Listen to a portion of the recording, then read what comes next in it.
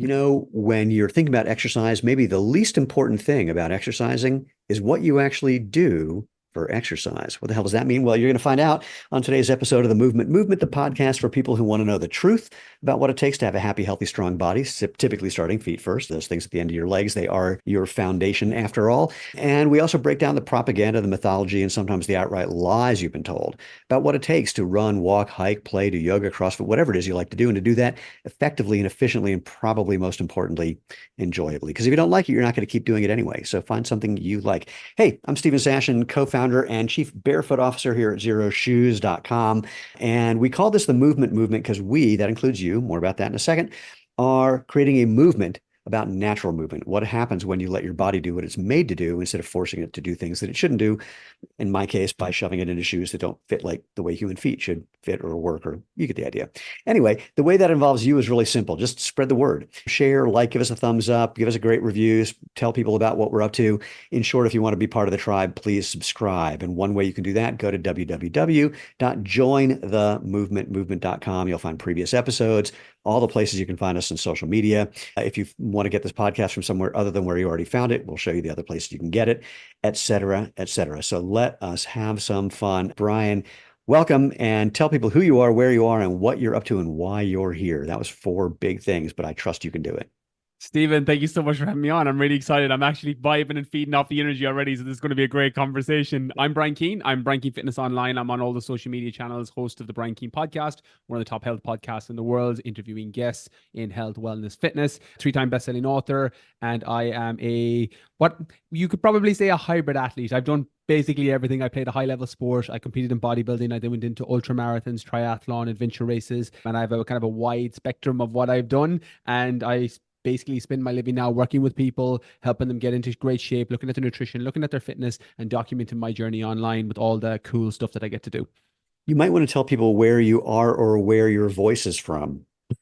I am in the west of Ireland, where I'm born and bred. I lived in California for years, in London, so I was away for quite a while. So I've learned to slow it down and speak and enunciate and say all the words the way they're supposed to be said. But I currently reside not too far from where I grew up in the west of Ireland. I think we might have, no, I don't know if you know this. So I was just in Dublin about a month ago, a little less than a month ago, hanging out with our lead programmer who we've been working together for 12 years, but we'd never met. And my wife and I had to come over to Europe to do some business with our European office. And I had an absolute blast there. And it also cracked me up because there were definitely stereotypical things where it was a handful of guys who at any given time of the day or night were clearly just looking for a fight. It's true. The cliche of fighting and drinking is so ridiculously true that anyone that comes to Ireland is like, why are there people just looking to fight? And why are there people drinking at 2 o'clock in the middle of the day? I'm like, yeah, we just do that sometimes. Well, they're drinking at 2 o'clock because they couldn't find anything open at 10 a.m. And I'm going to pat myself on the back when I say this, and you'll have to, you can explain what I'm about to say. Because let's say, I think you'll be able to explain what I'm about to say. And I did head over to the 40-foot. And how did you find it? I loved it. Do you want to tell people what it is? I think it'd be better explained in your words with Okay. it, because I would imagine your experience will tell the Okay, story. let me back it up. I'll start by saying, so I've been a polar bear, someone who jumps in the freezing water on plus or minus New Year's to like chip away the ice, get in the water for a long, long time. When I first moved to Boulder, I think I did it 17 years in a row. And so the 40-foot is this little outcropping where you can jump in the water outside of Dublin, and it's really cold and quite delightful. And this could sound funny. The water is just the water, it's not overly salty, overly saline-y. It's like the night before I had really good oysters, and it felt like I was just having really good oysters. So, I mean, it was delightful. It's a beautiful experience. I'm on the West Coast, so the 40s on the East Coast, and then Blackrock is on the West Coast. So people kind of alternate between the two. It's something that I do myself, more so for recovery and just for grounding. Like yourself, when you're at type A and all up in your head, Oh, yeah. There's nothing like just getting into the water, getting a little bit of that salt, connecting and grounding, and you're like coming out feeling like $1 million. Yeah, don't leave out the coldness of the water. In fact, to your point, I had a friend call me one day. He was having some sort of emotional turmoil, and he was asking for my help. I said, just bring a bathing suit and come on over. This is at a time when I lived in Boulder, Colorado, right off Boulder Creek. So he comes over and he starts to tell me what's going on. I said, shut up, just come with me. So we go to Boulder Creek, we jump in, and he gets out of the water and starts to try and tell me something. And I went, do it one more time. Jumps in one more time. I said, okay, what was your problem? He goes, no idea. Yep. Yeah. Love that. Like, how good is that? If you could bottle that, like, we won't get into tinfoil hat, Western in pharmacy, but if you could bottle that feeling, we'd be Yeah. multi billionaires, and it's completely free. You just hop Well, into it and you feel amazing. what's funny, people think that a cold plunge is a similar thing, but when it's moving water or an ocean, whole different world entirely. Yeah, you can't compare the two at all. Oh, definitely not. No, the benefits that you get from the being actually in nature, getting a little bit of the Yeah, magnesium, the, as you said, the water flowing, a cold plunge, it stays, so you're able to climatize to it. that's right. It feels it's night and day in terms of, I would say, difficulty, but also in terms of benefit. It's just, and there's something I find very entertaining when you get out of that water. You stay in long enough until, hey, it feels totally fine, which means you've stayed in a little too long.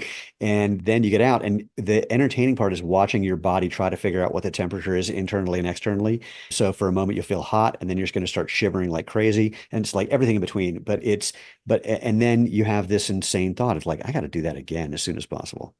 It's amazing. I remember the first time I ever had that, the after drop is what it's called. I ran an Oh, ultramarathon in the Arctic in 2019. So I was doing a lot of cold water swimming and dives and plunges to try and condition myself for that. But the first time, Stephen, I went in, I did 20 minutes and it was October. So it was cold. It yeah. was absolutely freezing. I'm not sure what the Fahrenheit equivalent was, but it was about 3 degrees centigrade, Yes, like 4 degrees 33. centigrade. So I basically barely over freezing. I came out feeling like $1 million, similar to you. Like when you get to a Yeah. 10-minute mark, you're shaking, shivering, and then your body just becomes acclimatized and you're like, oh, I Yeah. can do as long as I want. And then I came out and then got that after drop. I was in my car. I'm not even joking, Stephen. I had a cup of tea. I couldn't drive the car. I had to turn the heat on full blast because I was like, for like half an hour. I was like, I was late for work. I wasn't able to drive home. And I was like, right, we'll go slow and steady next time. Let's not jump in and do 20 minutes the second time ever. So just Yeah. lesson learned for anyone that's listening that wants to do it. Maybe start with 3, 4 minutes and build up. And it was funny. I was noticing like I'd start shivering and my jaw doing that shivering thing where my teeth are chattering. And I was with my friend Colin and I'm saying, I can stop it. I can stop all this if I want to for only about 20 seconds. And then it Mm. just takes over. It's uncontrollable. You just gave me a flashback, or this whole thing gave me a flashback. When I was living in New York City, I was doing Aikido with a bunch of very interesting, very crazy people who were trying to break it down and see, does this really work at all, let alone as a fighting art or a martial art or self-defense or whatever it is. And there was this one teacher, his name was Hal Lehrman. Hal was a real estate guy from Brooklyn who was just one of the best Aikido guys I've ever met in my life. And all of us that hung out with in that class with him, we were really just trying to explore this whole thing. Anyway, it's a February in New York. We finish the class, we all leave, we're heading to the subway, and it's one of those New York biting cold days. The wind is blowing, there's snow on the ground, it's just a little drizzly. Everyone's complaining about the cold. And I say something like, I like at times like this to try to just really feel the sensations without attaching a label to the experience. And then it doesn't really feel as cold. And there's a long pause. And then Hal says, yeah, I did that Zen shit for 40 years. It's fucking freezing out here. Well, there we go. I would have said that there's going to be some Buddhist Zen-like response that everyone can take, and I'm going to be able to take off the back of the podcast. And I'm like, no, it's cold. It's just freaking cold. No, Sometimes it's that is the Zen-like response. Mountains are mountains, rivers are rivers. New York in February is fucking cold. That is the Zen response. But this is an interesting segue. I mean, to go from bodybuilding to triathlons, unusual path to take. Can you say a little more? Oh, no, actually, I want to frame this. Can you tell people what I mean, what's the word? I tease this with the whole idea that when it comes to exercise, the least important thing might be exercise. Do you want to tell people why I said that? And if that fits in with your story of going into bodybuilding, what that experience was like? Because most people have a very warped idea about that. And then the transition to what you're doing now, it's interesting to me. And this is all about me. So if you could do that, would be really fun. Yeah, that's a great question, Stephen. And you said that right before we went on air, and it fits perfectly because what I was attracted to when it came to things like bodybuilding and then triathlon and then ultra marathons was more the kind of discipline and mental resilience that came with it as opposed to any of the physical fitness. Now, I had different reasons for going into different things, but when I talk about even fitness and the exercise being the least important thing, which is so true in a lot of cases, there's like I always tell people, it's not the exercise program that's important, it's how you're executing the program that's important. In a lot of cases, of course, there's nuance within that and we can go through it. But my journey was a little bit, and I have to tell a little bit of a backstory because because otherwise the transition into bodybuilding makes less sense. I Okay. used to be an elementary school teacher, so I was living and working in California. I was working with UC Berkeley in Northern Cal as a soccer instructor. And when I was out there, I got a couple of health problems. I was hospitalized a few times with stomach problems and didn't really know how to fix it. I was given a lot of medications and kind of Western medicine of, right, your medicine isn't working, up the dose. It isn't working, up the dose. It isn't working, up the dose. And it got to that point when I was 21, 22, where I thought, this can't be it. I can't go and 10x how much medication I'm taking. I need to like look at what's going on here from a holistic standpoint. So I started to look into nutrition, and that's what got me interested in that area initially. And fast forward 18 months, I was able to heal all my gut issues, heal all my health problems with my nutrition by changing up my lifestyle. And it got me into the space where fitness became a huge part of my life. Now, I ended up working as an elementary school teacher because I thought that was the career path. I was born in a family full of teachers. It was a very safe and secure path.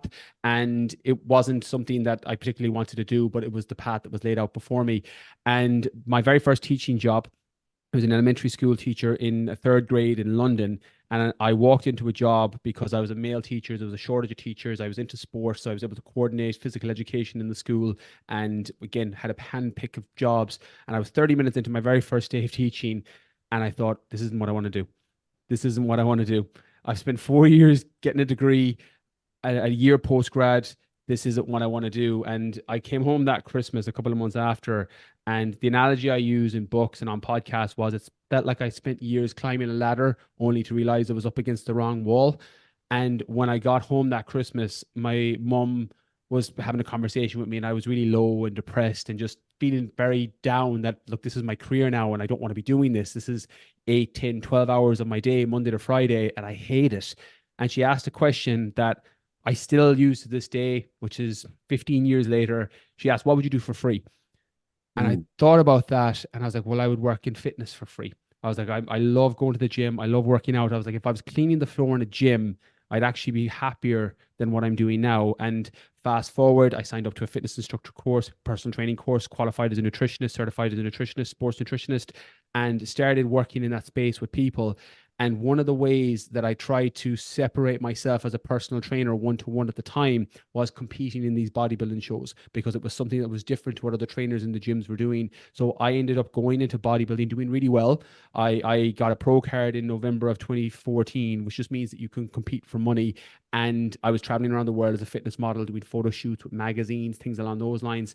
I was really unhappy during this time. I was very calorie depleted. I had a terrible disordered eating pattern. Like, I was very strict for 6 weeks, and then I would look like a Michelin man for 2, 3 weeks that would I'd be eating Ben and Jerry's for breakfast, lunch, and dinner. So whole history and unhealthy patterns Hey, let there. me make a note. Don't eat Ben and Jerry's breakfast, lunch, and dinner. That's going to change my.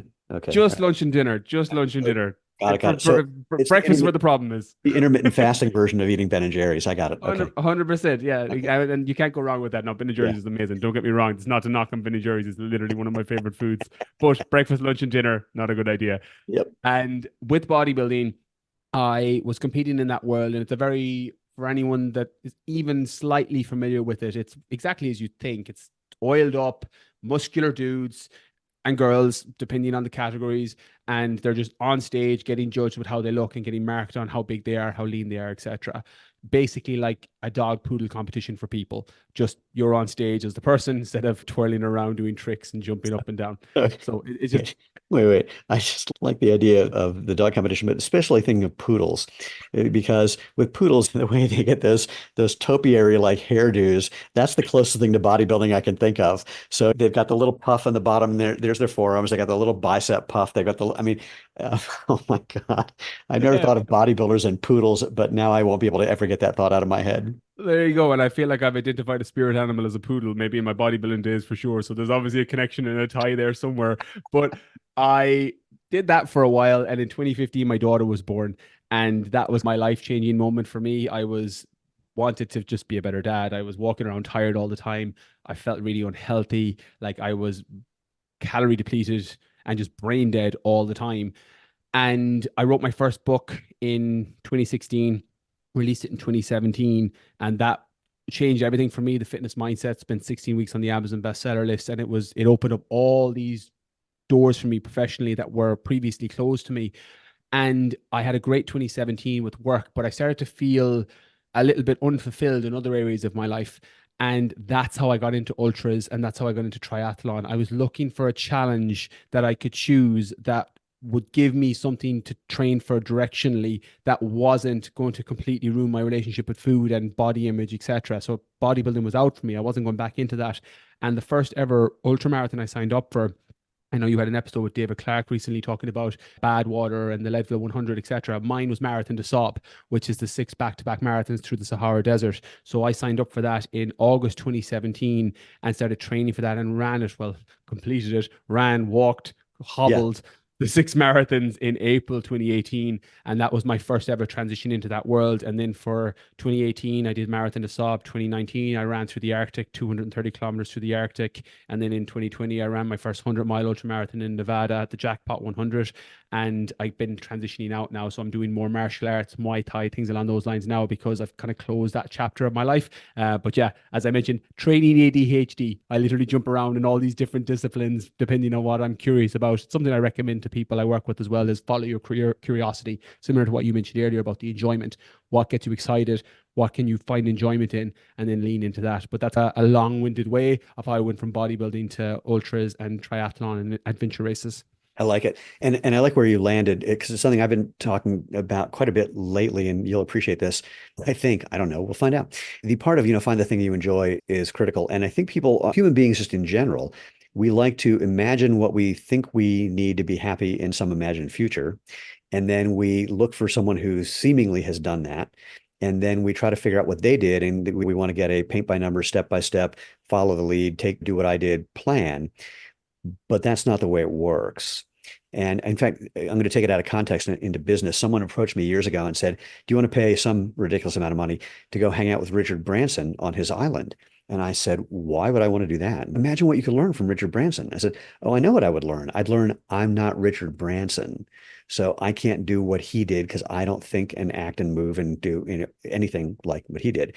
In a similar vein, especially when I stopped doing gymnastics when I was 32, I spent the next 13 years till I got into sprinting at 45, trying things to see what I enjoyed and what made sense. Because there were some things that I enjoyed, but there was no value for doing them. Like I was doing a bunch of weird circus art things that were super fun, but I wasn't going to be in Cirque du Soleil. And so why am I doing this? Lately, I've been working out with a trainer. We do the most intense, difficult, super short workouts I've ever done in my life. They are literally the most difficult thing I've ever done athletically in my life. And it's my favorite thing that I do every week because it matches my personality so perfectly that even though it is literally at the end of 10 minutes, I can't get off the ground, I'm ecstatic. And I'm not suggesting this for everyone because it's definitely not. But the point is to find the thing that lights you up, that makes you just go, "Ooh, I want to do this again tomorrow," not because I have to, but because I want to. Even those days when it's like, "Oh, I'd rather take a nap," and you still do it. And after you did it, you feel good that you did it. That's good enough. So that mindset thing, which is why I brought you on here. So in terms of movement, moving what your mind is doing is a thing as well. Let's jump into that. Talk to me about how you really turn that understanding that you were getting into what became that first book and what you're doing with human beings, or wherever you want to go with that, frankly. You said something really interesting there, Stephen, that I want to ask first, if you don't mind, because I'm curious based on the gymnastics, the sprinting, and the high intensity stuff that you're doing Yeah. now. And I'm curious if this is the same for you, because this is something I'm 36, 37 the end of this year. And I've been playing around with this idea for the last few years that it's a season of life thing. There was a time when I needed a very tangible goal, i.e. a race or a competition I was working towards. And now at 35, 36, going into 37, it's very much an enjoyment, hence why I'm doing Muay Thai and things that I'm enjoying. Did you find that it was a seasonal life based, or was that always a case of it felt wrong and now that you're doing something you enjoy, it feels right? Or how did that look for you? I don't think it's a season of life thing for me because part of what I enjoy about sprinting is the competition. The reason that I didn't do any sprint training from college till I was 45 was why it's hard.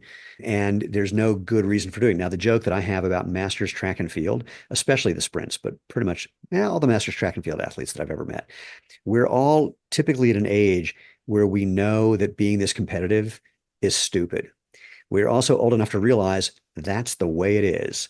And we're working really hard. Frankly, once you get past about 45, depending on the event you're in, but for sprinting, once you get past about 40, it's just a question of how slow can you slow down?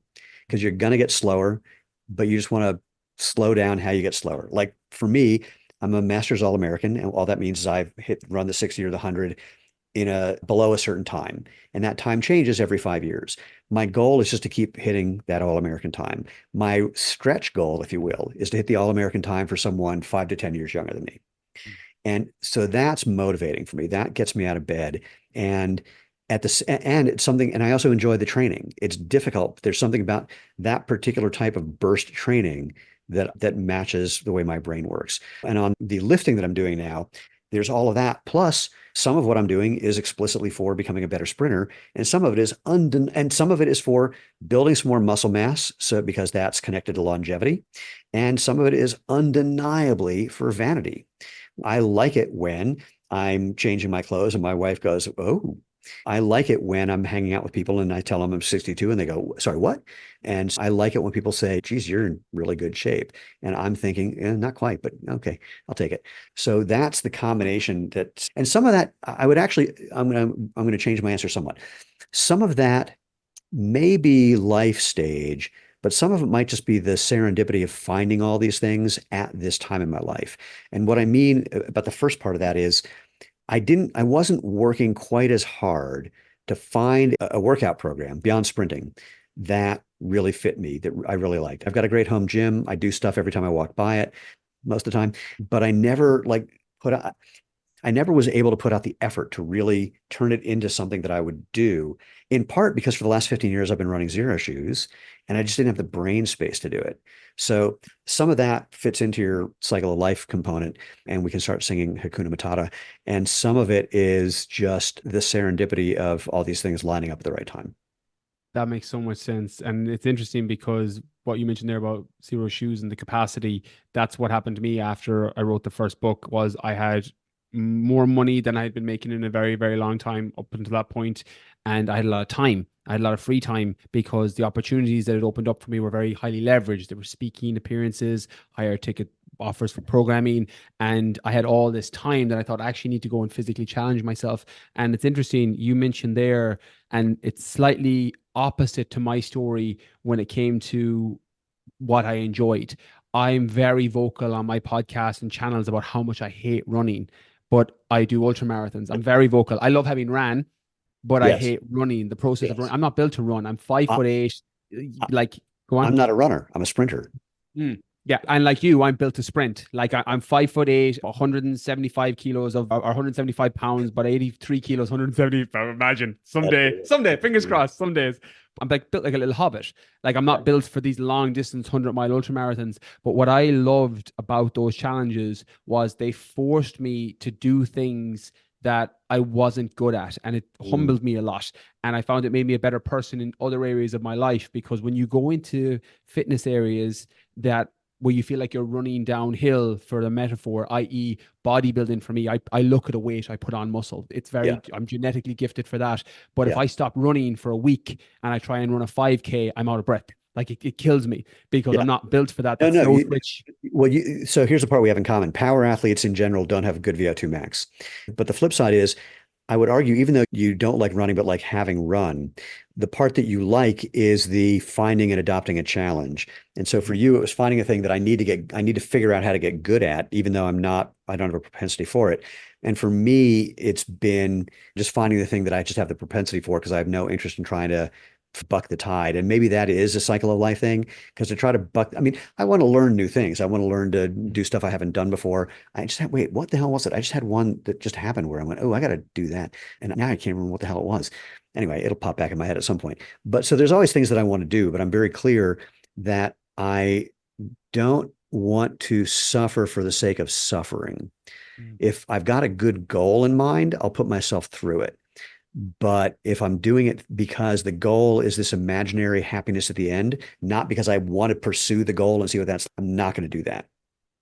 Yeah, I call it in one of the books the I'll be happy win fallacy. I was probably the king of that I'll be happy win fallacy. Oh my God, that is a life hack I know that's been a completely bastardized term, but if ever there was a life technique or hack, it's knowing that's not a real thing, that I'll be happy when. Yeah. Do you know the book Stumbling on Happiness? Yeah, great book. Dan Yeah. Gilbert. Yeah. Yeah, that's what I mean, for people who haven't read it, I highly recommend it. But the premise of the book in a nutshell is that every thought we have is some version of I'll be happy when. We're horrible at predicting I'll be happy when and being correct. We're even worse at remembering how bad we are at predicting it. And we think we're special because we think if a million people that we interviewed got what we thought would make us happy and they're no happier, we'd still go, yeah, but if I got that. Yeah. And his recommendation for getting over it, and I want to hear how much this was yours or what you did differently, was go meet as many people as you can who've gotten it. And once you find out that ain't it, when that thought arises, it's not that it's going to stop, but when it arises, you're going to have a hard time believing it. One of the stories that I think the universe sent me in my college days that I never appreciated until I was older in life was exactly as you said there. And the language I've used, my own dialogue was, when you speak to those people who are in the position you want to be in, you have to understand the cost they paid to be there. Right. And are you willing to pay that cost? And I remember when in our 20s, and we were on what was a J1 in California at the time. We were in Berkeley University, where before I got my job there a couple of years later, and we were on the night out. And I think in the States it's called slightly different, but we were basically out on the pull where you'd go out chatting to girls, me and my friend, and that was all we were doing. Irish guys, Irish accent, going into Oh nightclubs in man, England. you're like shooting fish in a barrel. It was the best thing ever. Like literally all you'd have to do, Stephen, sometimes was ask what the time was, and the accent would open the door for you. And if you, as long as you had any sort of wit about you at all, you were Yeah. fine. But his line was, and I remember we'd be chatting and we'd be looking at really attractive girls on the other side of the bar, and we'd be talking to them for 5, 10 minutes. And he would always ask, is the juice worth the squeeze? And that was his line. And it's basically a representation. Are you willing to pay the cost for the people who are in the position of where you want to be in? And I never connected with that at 2021 that I now do in my 30s, but I think it's applicable across timelines. You want to hear something? This is something I can't, I don't think I've ever talked about this publicly. Not that it's a secret, but I've never talked about it publicly because why would I? And you'll see what I mean in a second. I got that lesson when I was 15, maybe 14. I was at summer camp and I was sick. And so was my best friend. And there was a guy also in the infirmary who was the dishwasher who was a few years older than us. And my friend was like super obsessed with sex and said, have you had sex? And the guy says, yeah, I have. And my friend's like, oh my God, was it great? He goes, what happened? Was it someone that was she really hot? No. Wait, what? Well, we were friends. Our parents were out of town. We thought, hey, what the heck? And then he started to say something. And for whatever reason, I felt like my brain just opened up and I knew what he's going to say next is going to be really, really important. And he said, here's the thing I can tell you about sex. If you have it with someone you really like, it can make you closer. If you have it with someone that you don't really like or know, it can make you much more distant. And it's not enjoyable to be like that. And I was a stand-up comic for 10 years, where similarly, there was lots of opportunities. And I actually did say to one woman who was hitting on me, and I'm usually oblivious to that happening. I've been told that I'm a complete idiot when it comes to women being interested in me. And I said to her, I said, yeah, I'm not really interested in doing this thing now when we're going to wake up tomorrow and have that awkward silence. And so she said, what are you talking about? I said, don't worry about it. And then we just went to sleep. In the morning, we wake up and there's an awkward silence. And when she meets my eyes, I went, that's what I was talking about. Wow. That there's so much. I feel like I needed that. I feel there's so many, myself included, in past timelines and past versions of myself that needed that message. To even like, I have a weekend plan now, and now I'm going to question everything I do and all the decisions I make ahead of that weekend based on what you just told me. I didn't mean to ruin your weekend. You So made it better. You probably made it better. okay. I feel like the higher version of myself will thank you. Okay, good. All right. So this was a big tangent, as I tend to take people on from we talked way back when about not the what, but the how when it comes to exercise. And we are talking about mindset things and how. And again, if you can, what was it that sort of snapped you out of believing the I'll be happy when part?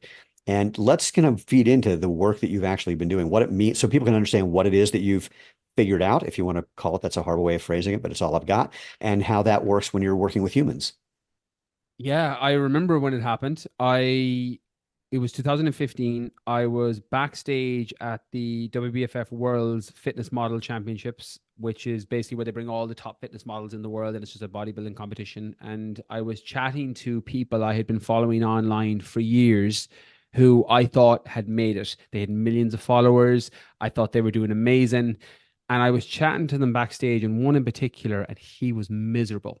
He Yeah. was miserable. And I'm like, Jesus, aren't at all like the person that I follow online. I'm like, you're actually really unhappy. And he was giving out about that he wasn't making enough money. His drug bill was really high. And I didn't realize that was a whole subsection of that world. And in terms of the extremity. And I remember thinking, I wouldn't swap positions with you. And that was a bit of a wake up call for me. I did that competition. I ended up coming eighth, so top 10 in the world, which it worked well for marketing outside of it and Yeah. all that other stuff. But I was done. Did that show and I was out.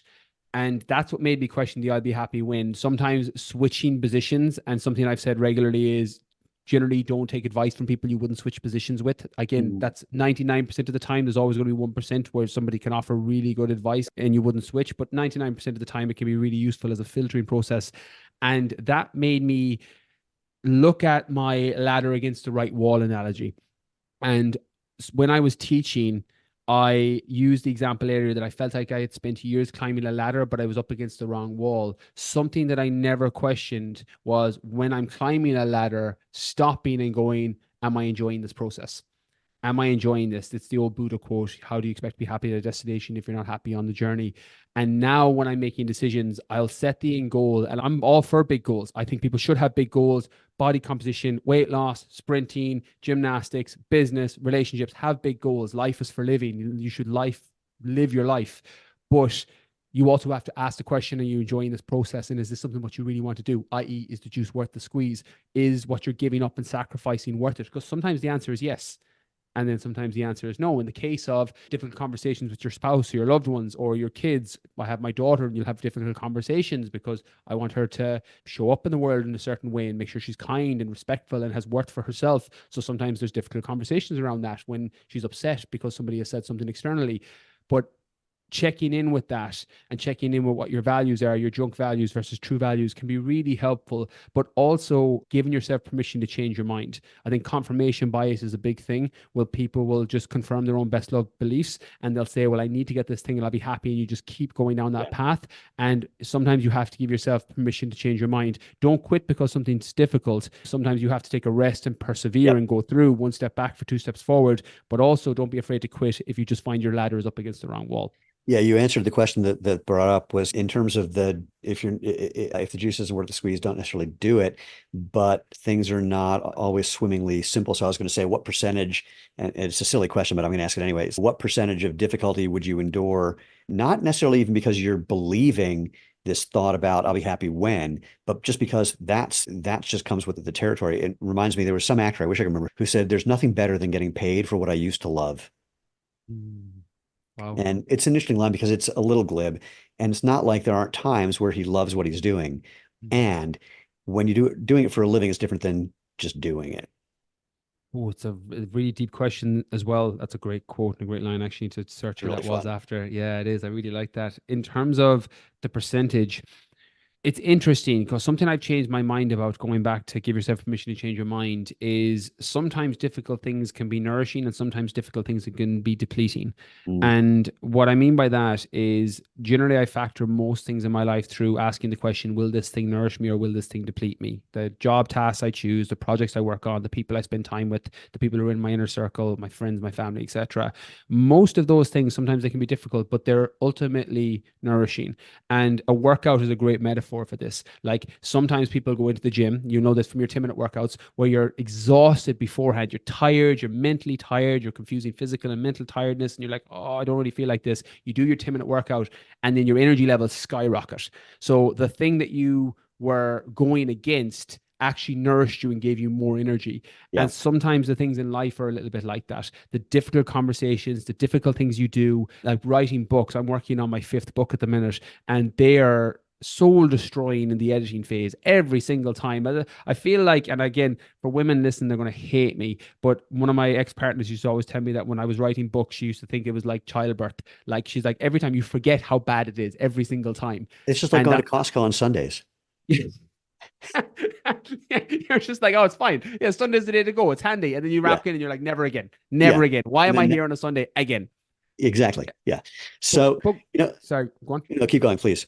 No, I was going to say books are a bit like that, but you know that it's going to open doors, it's going to give you royalties, it's going to give you financial freedom down the line. So sometimes the initial difficulty is worth it in the long term. Well, let's be clear. You know that because you now have a history that allows this to be the case.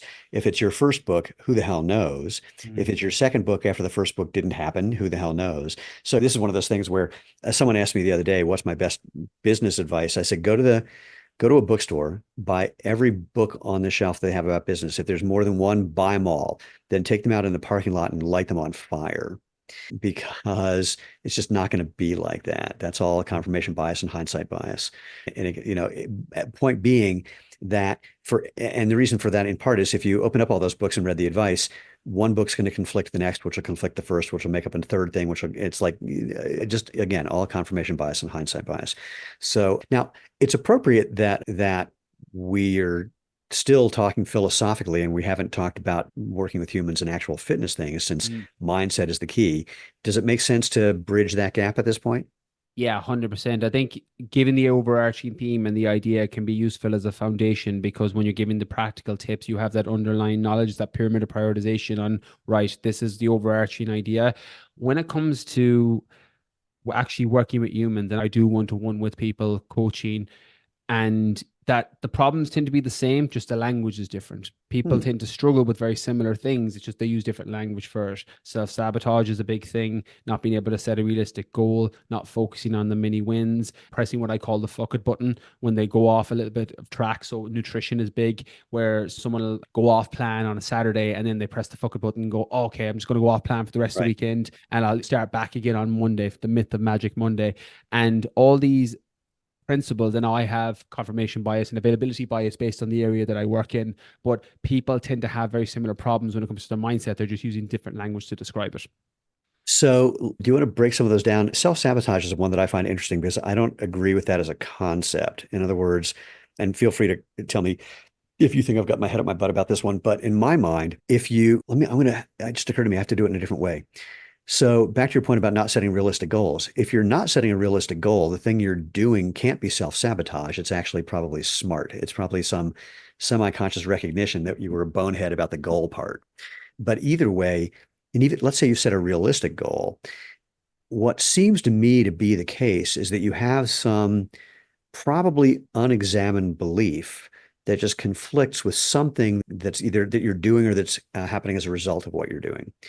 And so you're actually acting in what you think are your own best interests, even if they may not be. And the reason that might sound just semantic, but I like to think it that way because the idea of self-sabotage, it's almost like you have an evil inner twin who's just trying to mess with you versus you have an evil inner someone looking out for your best interest who may just be a little misinformed. Like, look, every bit of advice my father gave me was complete bullshit, but he meant well. He just didn't know who I was. He just didn't understand my brain. He was giving me suggestions that for him would have made sense and would have changed his life. For me, they just had no application whatsoever.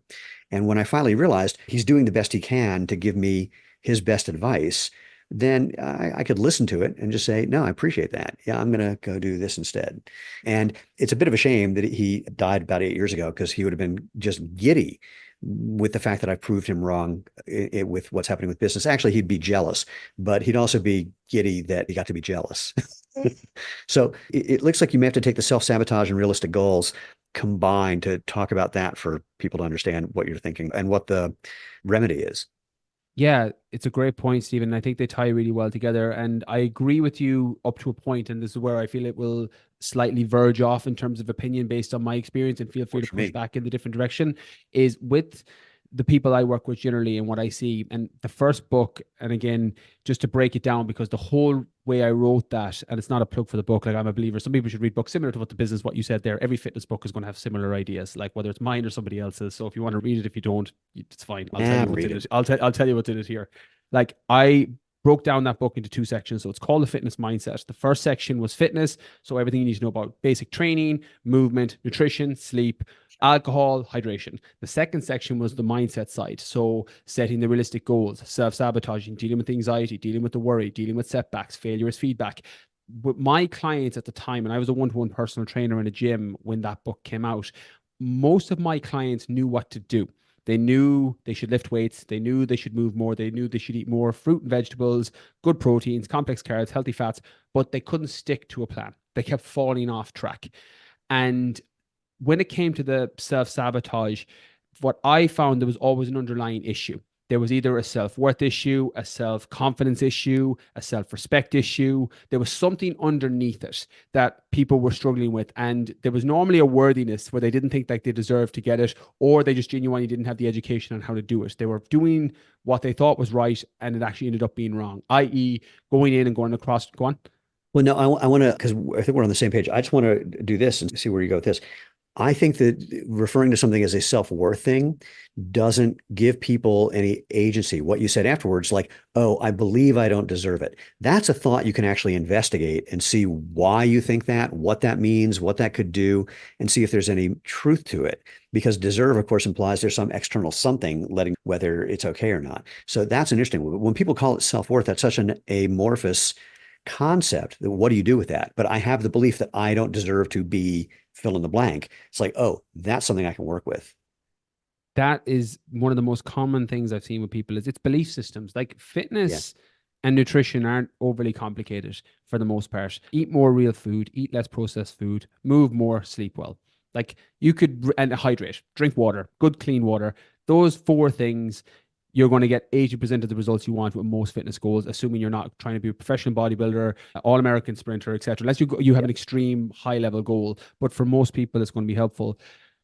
What isn't is that underlying belief system of I don't feel like I deserve to have this, or emotional eating, comfort eating, big areas that I focus on with people. A lot of people struggle with that, and that tends to come back to internal. And again, it's woo-woo terms, and I hate using them sometimes, but self-love, self-worth, self-respect, that umbrella of actually how you feel about yourself. And I don't want to go too esoteric with that, but No, you're not going esoteric. I think you're on it, which is that those are the words that people are using, but what you said about the language of it and the beliefs, like even the thing of emotional eating or comfort eating, it's like, I'll describe it this way and tell me if this resonates with you, with anyone, for you or anyone you worked with. I was doing some stuff with a friend of mine who was saying he was having some problems with drinking. And I said, so the last time you went on a little drinking binge, let's try to play the film really slowly. And not, by the way, this is not advice for anybody who's listening. This is just a specific situation. Take it as a story. If you think I'm full of shit, I totally get it, but I'm just going to tell the story. This is what happened in this situation. So I said, let's play the film really slowly. Before you grab the bottle, what was going on? Because I had a huge fight with my wife. I went, okay, so between the huge fight and grabbing the bottle, what were you thinking? And play it frame by frame. And he's like, I was thinking, I can't stand this anymore.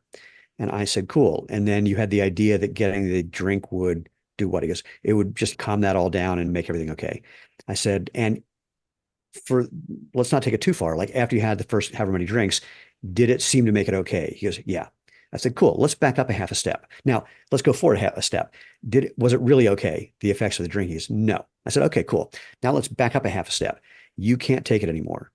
Is that even true? I mean, that you couldn't take it and he goes, thinks about it for a second. He goes, no, I'm an adult. I could take it. I just didn't like it. I said, so your drinking was all based on, I can't take it anymore. And now can you force yourself to believe that now that you've just looked at that thought? He goes, no, that was completely bullshit. Didn't see the guy for 6 months. I said, how you doing? He goes, haven't had a drink in 6 months. Mm-hmm. I said, still having fights with your wife? He goes, yeah, once a week. Well, Stephen, there's genius in what you've just said there, and it's a thought pattern interrupt, and it's nearly identical. What you were saying, that I was nodding here for people who aren't watching the video, because I've had that conversation hundreds of times over the years. It's normally with people with food. Is you're reverse engineering, right? You reacted and had a reaction to this thing, fight with a loved one, your boss shouted at you, stressful day, etc. You had this feeling or story that was playing out as a narrative in your head, i.e., I can't take this, I'm fed up, I'm sick of this. And your reaction was to use a coping mechanism, in this case with alcohol. In some of the cases I've used, most of them was food.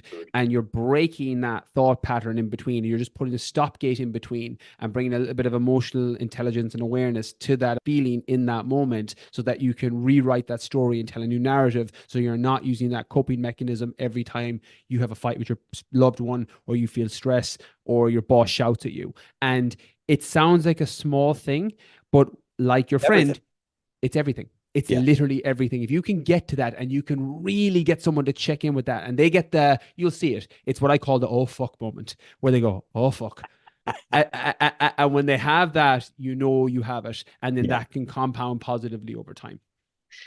I love it. So, and we started with this, we went back to it. So again, we're talking about the how rather than the what, because everyone knows the what. Now we can clarify that. There are a lot of different whats. We already said basically find the what that works for you, but the how is this mindset part. So out of, I think you said there were sort of five of those things you identified. What have we not touched on? In which respect? In which Well, of the five? so self-sabotage, realistic goals. Oh, mini wins. What were the, I can't remember the other ones. Yeah, mini wins, failure is feedback, and they're kind of the main principles. Like I think they all tie together. So if you've got your setting realistic expectations, and again, have a massive goal, but just adjust the timeline. I don't think most goals are realistic, in particular with body composition. Of not everyone's going to be an Uh, Olympic sprinter, but for body composition, building muscle, weight loss, etc., most goals are just a timeline that needs to be adjusted. Wait, I'm going to pause on that one. That is so, so good. Because I hear that also when people say, hey, I want to run a marathon barefoot in 3 weeks. Like, whoa, whoa, whoa, no, no, no. But I also noticed, look, at 62, I'm not putting on mass the way I did when I was 22. And I've basically, I didn't have a goal about this to begin with, but lately it's been coming up. It's like, I'm giving this a good year and a half before I have anything that I want to measure. Things are changing in the interim, but slowly. So that one's so, this is going to sound funny if you talk to people about starting a business, they go, write out your business plan, then double the expenses and half the revenue that you're projecting. I think people need to start doing that for fitness.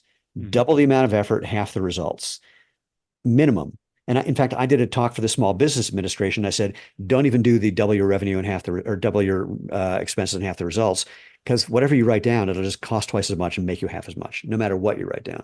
Mhm. And that if people just did that around the fitness course, because people think you probably deal with this back to the having realistic expectations. People don't realize the limitations or opportunities of their genetics. Mhm. It's like, I And want to look what like that guy. That guy is a genetic freak who doesn't produce myostatin. Mhm. You are, won't fill in the blank.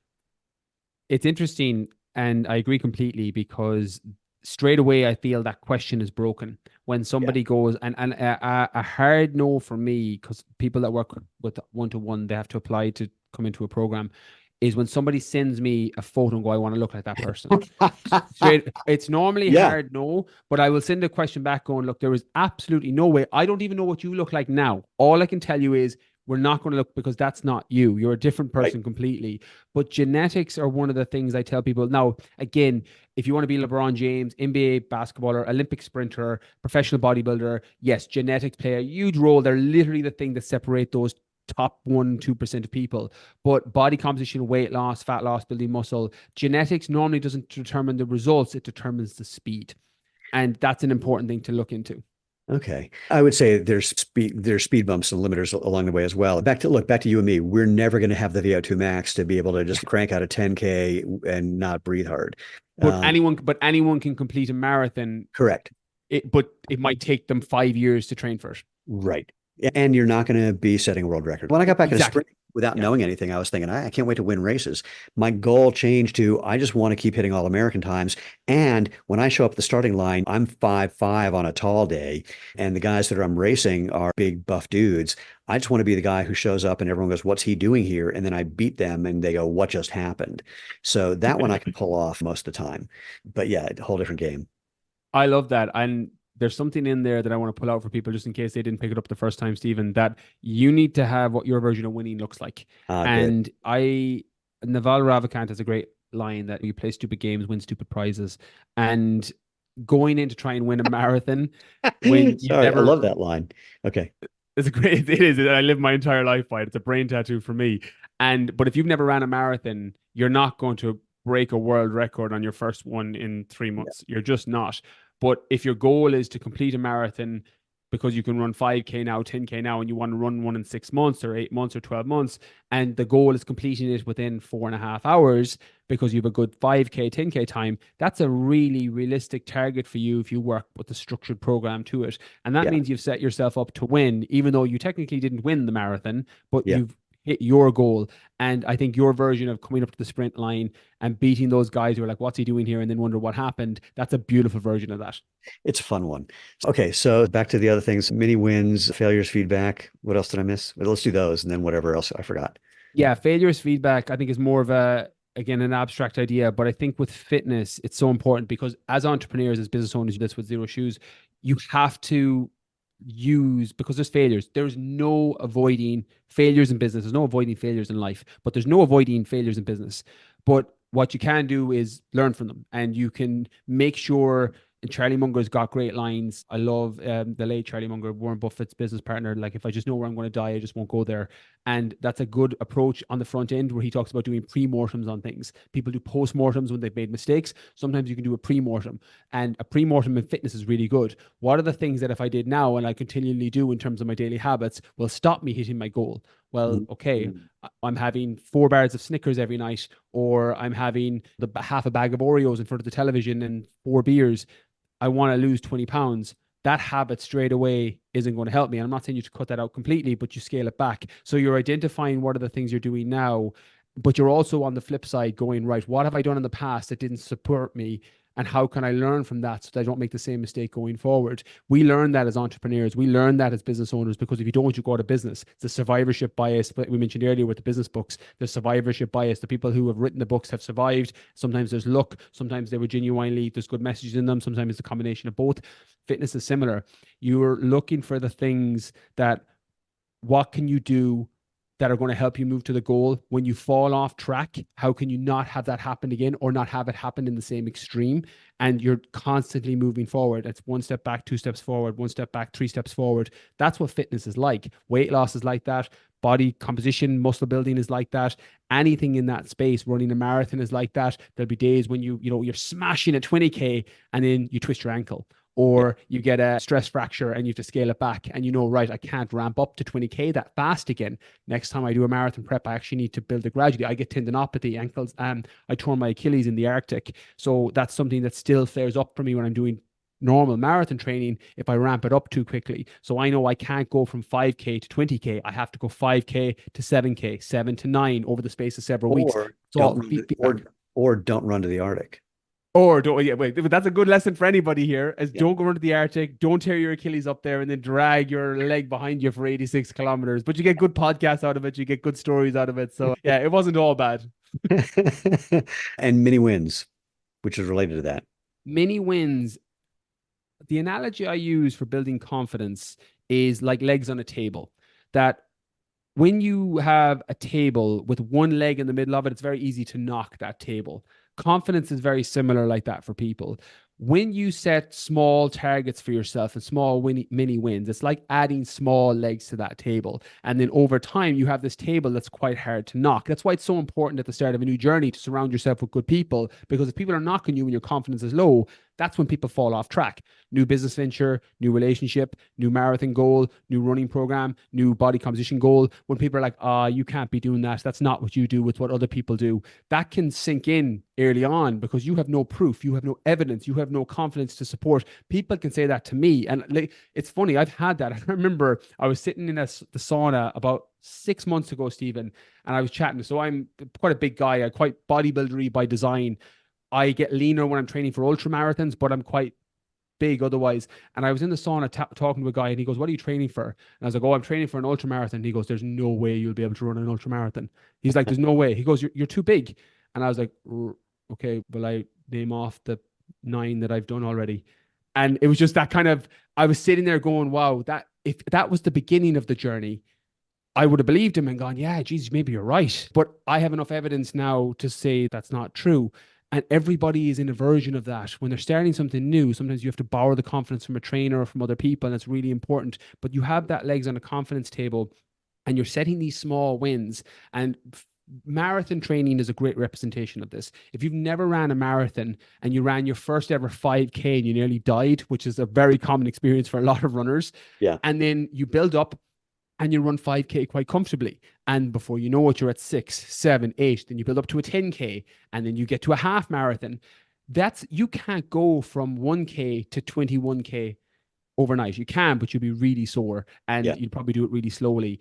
But if you build up to it gradually and set those little mini milestones of, okay, I want to run 5K and then I want to be able to build up to a 6K and then 10K is my next target. When I started training for Marathon des Sables, and I had never ran, Stephen, before this, I was an athlete, so I sprinted. I was a Yeah. sprinter. I sprinted in high school and I played football, Gaelic football, which is our national sport, like a mixture between American football and basketball. You might have seen it when you were in Dublin. And I played that sport, but I'd never ran more than 5K. And the first time I ever ran, it was 2 kilometers at the end of my bodybuilding workout, and I nearly got sick. Like I nearly spewed everywhere because I just wasn't conditioned for that, wasn't built for it. And I thought, oh my God, 6 marathons in the Sahara is 250 kilometers over 6 days. I was like, I'm after getting sick after two. I was like, how am I going to do more than this? But pyramid of prioritization, I said, right, there's no point worrying about running 6 marathons if I can't run one. So I signed up for the Dubai Marathon in January, and from August until January, all my training built up to that single marathon. And then that gave me the confidence. I completed that and then was able to go on and do the six. Now, I'm not saying for people to do 6 back-to-back marathons, but it's relative. Your goal might be a marathon, it might be a Yeah. half marathon, might be 20 pounds, 50 pounds, 100 pounds. Goals all relative, but you need to set these small wins along the way so that you're building up that confidence in yourself so that when you end up hitting the goal, it just basically becomes another step on that journey. I said this to someone yesterday. I came out of my mouth, and maybe I heard it from somebody else before. I said, confidence comes from competence. Mm-hmm. And the only way you build competence is by doing it, just like you said. In fact, when I became an All-American gymnast, I was perplexed that people were congratulating me because it was basically a plan that my coach and I set in motion 2 years earlier. And so all we did was we stuck to the plan with the various detours along the way and obstacles, but we hit the plan. So there was nothing to congratulate me for. We just did it, which people didn't really understand that. But the other one is if you haven't built up that competence yet, and someone says to you, you're crazy, you can't do it. My response is, I think that too sometimes. You may be right. If you're a business person, if you're starting a new venture, it doesn't matter about business for anything. If you don't acknowledge the simple fact that you have doubts, that becomes a bit of a problem as well. And they may be true, they may not. Someone asked me about mindset for business. I said, the only thought that you need to have is maybe. Mm. Yeah. All Yeah. the rest is, superfluous, but maybe. And then you kind of take it from there. It's really interesting as well to add on that because I think personality type comes into play here too. Because you do have, and there was times in my life I was a little bit more fiery in my 20s. I had a little bit of a more fuck you, I'll show you attitude, Yeah. which can be really useful. Again, it's like fire, like as an analogy, fire is great and it can light up your house, but it can also burn the fucking thing down. So Yeah. you have to be very mindful of how you use that negativity and anger and hate as fuel. But some people will gravitate towards that and it can be really helpful. Others, it will completely knock them where they'll think, oh, yeah, you're right. I can't do that. And the right way is probably in the middle where you're just like, yeah, maybe you're right. We'll see. We'll keep Yeah. following the We'll path see. and we'll see what happens. Yeah. We'll see. Yeah, you're completely crazy. I think that too sometimes. And typically, if you respond that way, honestly, that way, the other person says, "Yeah, me too." Yeah. Yeah. Yeah. Yeah. Well, the people you're connecting with and vibing with, they're like, yeah, you're right. I'm like that as well. Yeah. When I started my thing, I thought it was going to be a failure, and it was, and then the next one wasn't, and then the third one I thought was going to be a success, and I was wrong. So yeah, I found it very. The other one I do with people who are seemingly successful is I say, "How much of your success was due to things completely out of your control?" And then they can't stop talking. Yeah. That list is endless. That list is endless. Mm. And that's one that people don't appreciate, especially if you've been successful in the past. The worst thing that can happen is you get a new idea and it feels like the first one. And so, oh, yeah, that's dangerous.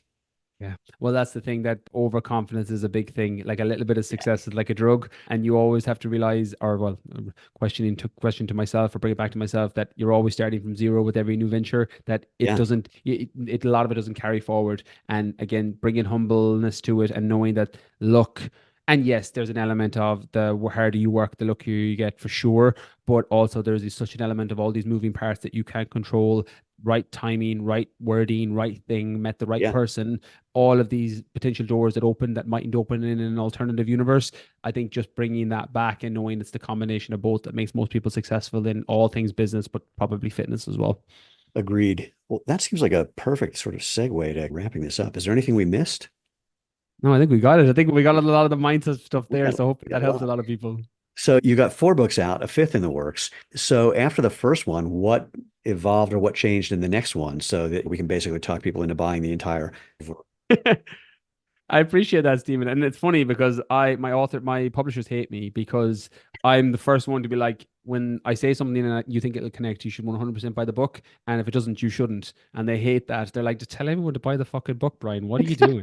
So I get this all the time. The first one was that fitness mindset. It's where I literally wrote a book to my clients that were struggling and it ended up doing better than I ever thought. The follow up was Rewire Your Mindset, which is a book purely on mindset, that failure is feedback. I break things into the four quadrants: your health, wealth, love, and fulfillment. So for people who felt like they fell out of balance Mm. in particular areas of their life, who struggle to feel the fear, do it anyways, and move past these kind of self-limiting beliefs, I wrote that book for that audience.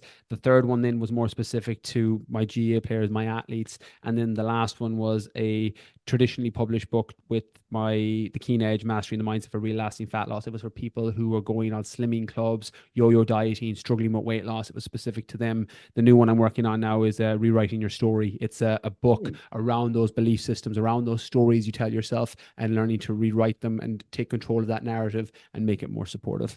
Love it. So if people want to find that and or anything else you're up to, how should they do that? Amazing, Stephen. Yeah, I'm on everything. I'm on all the channels. The Brian Keane podcast is my podcast. I'm Brian Keane Fitness on all the social media channels. Well, I'm Brian wait, Keane Fitness. hold on. You're going to have to spell things for people. Oh, yes, Brian Keane. So Brian, Irish spelling versus the Y. Keane is Keane. And then fitness on all the channels. And briankeenfitness.com is the website as well. Brilliant. Brian, this has been a total pleasure. I can't thank you enough. I could, but it would be obsequious and annoying. So more importantly, it's been a pleasure. Thank you so much. And people, please do track Brian down and let me know what your experience is when you dive into all the mindset things and how that affects all the what's that you're doing and instead of, let me do that differently. Let's see what happens when you start paying attention to the hows instead of the what's. There we go. That's what I meant to say, but I couldn't do it. And just a reminder, head over to www.jointhemovementmovement.com to find previous episodes, all the ways you can engage with us on social media, how you can find us. If you have any requests, comments, suggestions, advice, people you think who should be on the show with me, especially if you know someone who thinks I have a case of cranial rectal reorientation syndrome, I want to talk to them. Then you can drop me an email. It's simple. Send me an email at move, at Join the Movement Movement. And until next time, whenever that happens to be, go out, have fun, and live life feet first.